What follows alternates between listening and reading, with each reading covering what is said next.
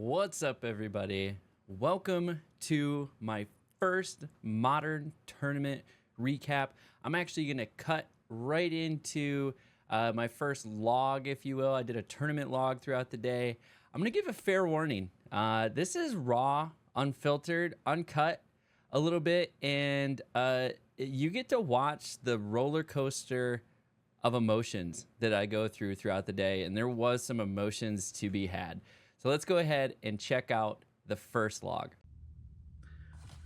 All right, well, this is tournament log number 1. This is my first modern tournament at my local game store. This is a 2-slot regional qualifier event. So this is our RCQ regional championship qualifier. This would be the first time I'm playing this deck. I spent some time tweaking it last night. I'll be playing Boros Energy. I was preferring to play Mardu Energy, but I didn't have my Orcish Bowmasters in. I just completely forgot them in my first order, but I kind of bought the cards knowing I could either play Boros Energy or Mardu Energy. So I had everything I needed to play Boros Energy. So I got the deck tweaked the way I wanted. I went with a kind of general midline approach to my deck because I didn't know what I would be facing in my region. I don't know if we have heavy mono black Necro, or everybody's gonna be playing Nadu, or if there's gonna be just a lot of other Boros Energy or Mardu Energy. Jeskai Control is also one of the top 5 there. So I just don't know what my region looks like. So I kind of built my deck to be well-rounded. I think after today, I'll have a little bit better idea of what people are playing in my region and can kind of tweak my game plan going forward. But my hope is to be able to give some updates throughout the tournament, with this being the first one before I even walk in. And I'm already registered. I registered last night, but before I even walk in. So stay tuned and we'll get some more updates here.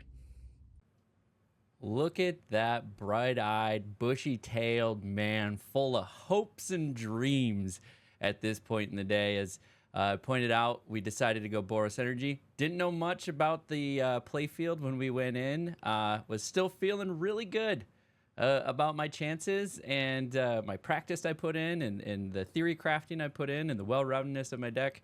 So let's see how it goes from here. Tournament vlog number 2. I'm currently on a bye after a struggle this afternoon. My first match was against a Mardu Energy. Ended up going 1-2 on that one. He won the first one, I won the second one. We had a little bit of a back and forth in the third match. I started to stabilize, and he managed to pull out the win in overtime. The second match I did was against a Twiddle deck. I mean, I knew that they existed, but I didn't see them as a super popular deck, so I really wasn't prepared for Twiddle. Blood Moon came in clutch for Twiddle. Also, having enchantment removal was helpful because they had the Breach card that allowed them to cast spells out of their graveyard. So I was able to remove that a couple times. So I sideboarded in things like Damping Sphere, the Wear Tear, as well as the Bone Crusher Giant, because they were also playing a 1 ring in the deck.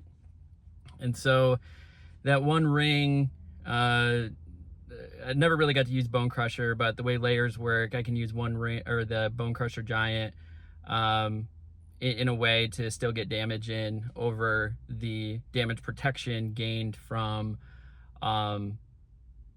the 1 ring. So there was an opportunity. If I would have had a Bone Crusher, he could have killed himself, which is really interesting, because I would have had basically freed him up to be able to do damage then to himself. So ultimately he ended up winning that one 2-0, which not much I could do.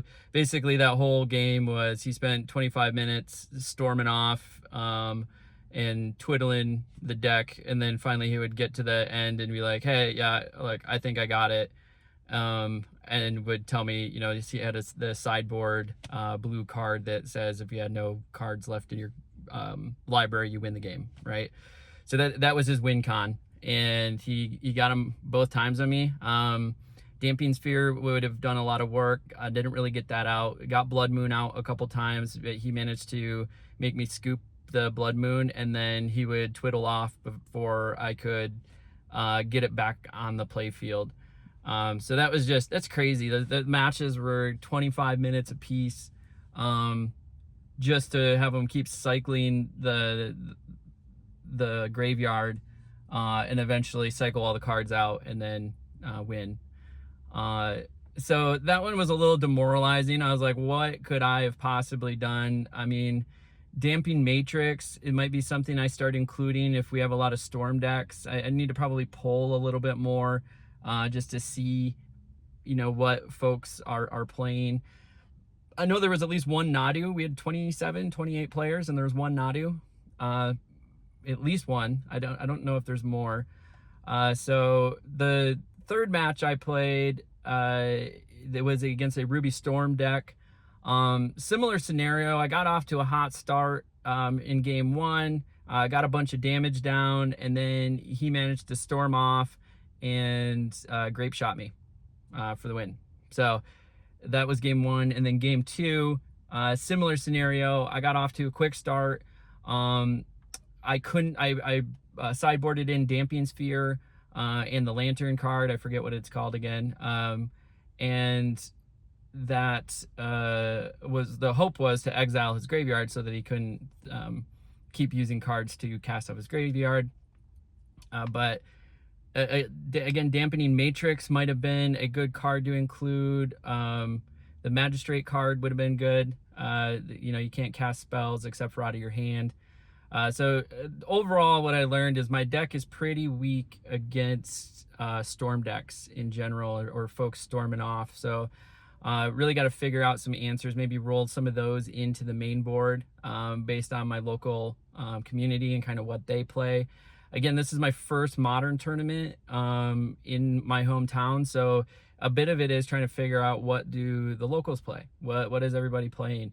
So overall, I won't lie to you, I'm pretty discouraged. It's putting a lot of time and effort and money into playing this game, and it's hard when you show up and just 0-3 your first 3 matches. I'm currently sitting on a bye right now, just reporting in on this video, but it's a little discouraging. I think this is where kind of your growing pains happen. I think this is important to keep in mind. It's like, you can't just quit because you showed up and you think you're going to be good at the game, and then you're not good at the game.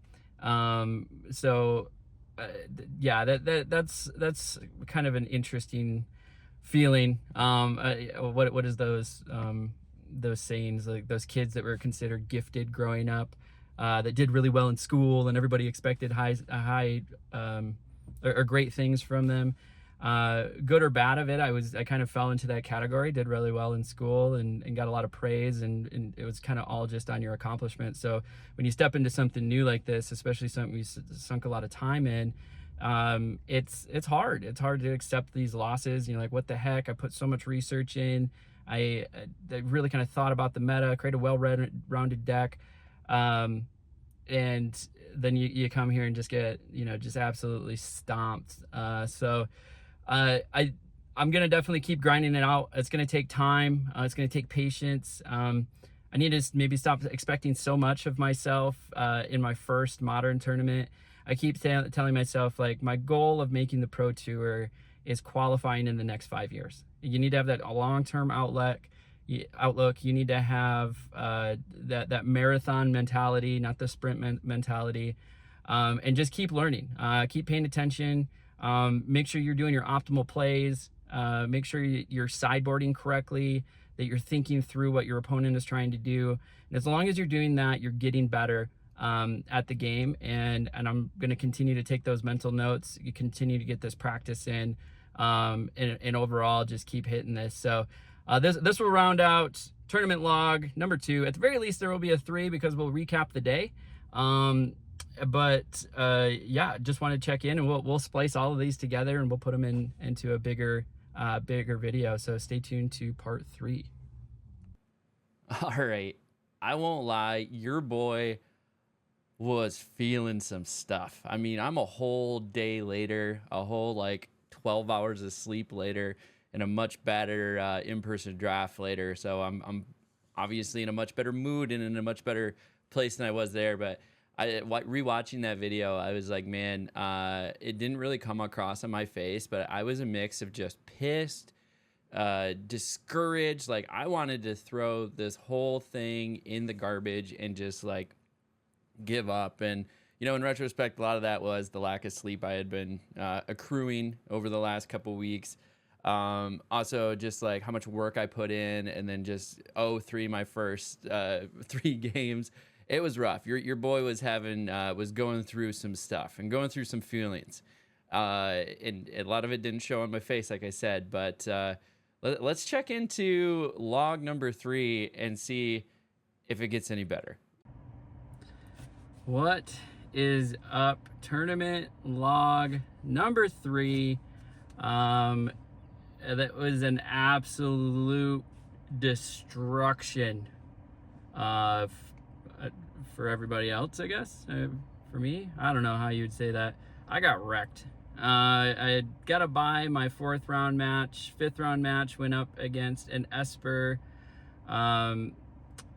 deck, a reincarnation deck, pulling out Atraxas over and over again with like Ephemerate and Gorios, just pulling Atraxa out of the graveyard, and just kept swinging with good old 7/7 flying vigilance lifelink Atraxa. And then so didn't have much that I could do. So game 1, they managed to like turn 3, turn 4 or something like that, pull out the Atraxa, got in for some early damage, and then they just started swinging with Atraxa.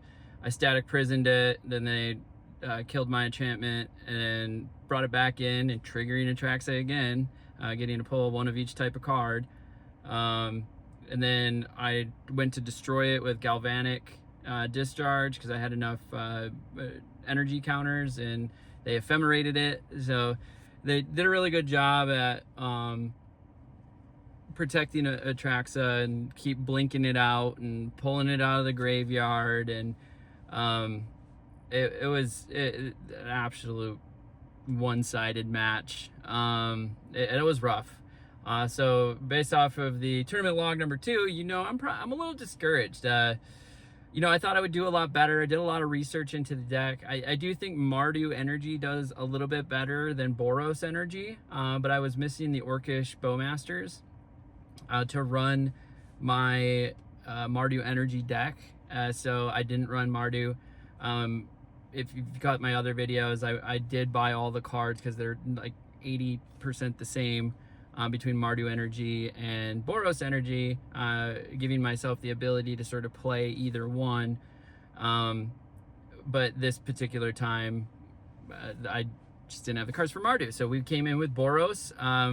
We had some good sideboard choices with like Dampening Sphere for the, or Damping Sphere for the Storm decks. Didn't really get to use those to much efficacy. They were buried in the deck. I only had 2 of them.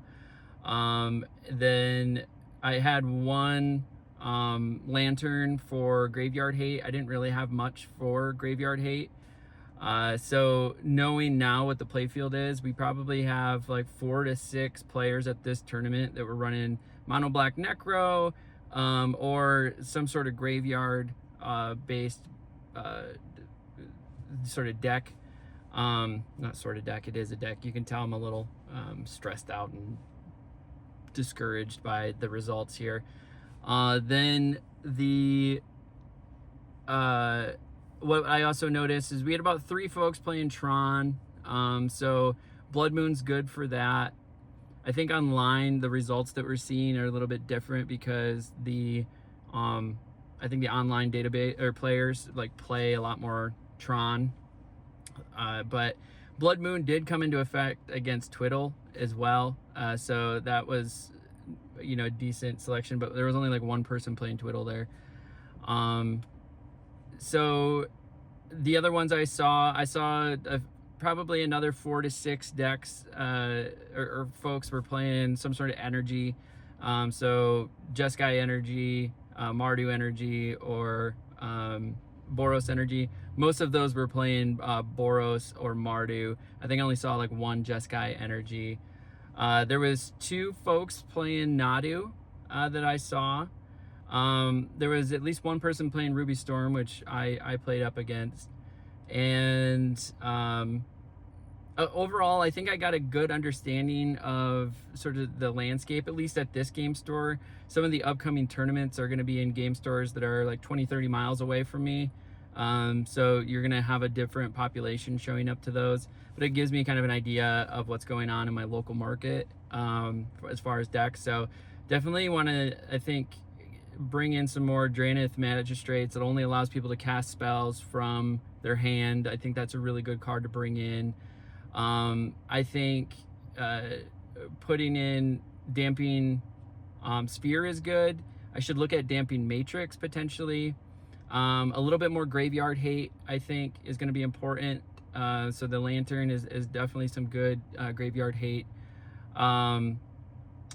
Maybe a couple. I'll look at some various Graveyard Hate solutions just because it is such a strong black meta going on right now. And then some of the other ones that were in my sideboard, I mean, Harsh Mentor really is only there for the 1 ring. There's some other cards that do some light drawing, so I'm questioning Harsh Mentor. End the Festivities, or End of the Festivities, is another one I definitely want to put into my sideboard. Definitely, it's a pretty strong card, does 1 damage to the whole board, so it's a nice board wipe for mirror matches. It's a good board wipe for the Goblin Ender for Ruby Storm, where they just make a bunch of Goblin 2 times the number of your Storm counter in 1/1 Goblins. So having a way to deal with that would be really nice. So I think End of the Festivities is going in there. We're going to keep Damping Sphere, maybe a couple more Lanterns. Draenith Magistrate is going to go in there. And then we'll see about Harsh Mentor if that stays. I didn't run into a lot of the 1 ring. I only ran into it 1 time in the 5 games I played. So it was overall interesting. But I appreciate everybody hanging out and checking out this iteration of my tournament log. I think that this was a very interesting experience. I expected to do a little bit better than I did. I went I technically went 1-4 on the day because of the bye, counts as a win. But I, for all intents and purposes, went 0-5 today, or 0-4 today, which is a really rough start. And so, as I said in my last log, that this is a long-term thing. I really kind of set a 5-year horizon for myself. I think that's a good horizon. And I need to keep remembering that. I just keep thinking about, like, I should do a lot better based off of all the research I've done and all the practice I've done and all of the things that I've done, normally, and everything else that I do that ends up, producing results and then showing up here and getting it wrecked. So I'm kind of having to take a step back and, like, okay, how was my play? Did I choose the right lines? Did I grab the right starting hands? Did I sideboard correctly?